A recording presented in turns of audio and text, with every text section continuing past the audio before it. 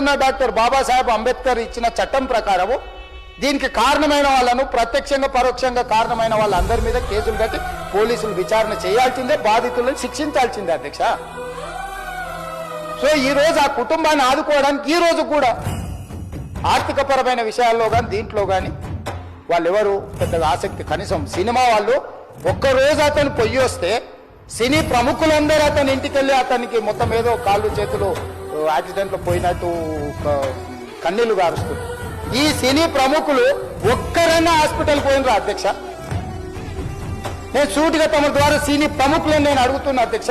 తల్లి చనిపోయి 9 సంవత్సరాల పిల్లగాడు బ్రెయిన్ డెడ్ అయ్యి ఆక్సిజన్ అందక 20 రోజుల నుంచి హాస్పిటల్లో కోమాలో ఉంటే ఈ సినీ ప్రముఖులు ఒక్క రోజు కోసం పోలీస్ స్టేషన్ పోయిన ఇంటికాడ క్యూ కట్టి ప్రభుత్వాన్ని తిడుతున్నారు, నన్ను తిడుతున్నారు, అతన్ని పరామర్శిస్తున్నారు. ఏమైంది అధ్యక్ష? అతను కాలు పోయిందా, కన్ను పోయిందా, చేయి పోయిందా, ఏమైనా కిడ్నీలు దెబ్బతిన్నా, ఏమైంది?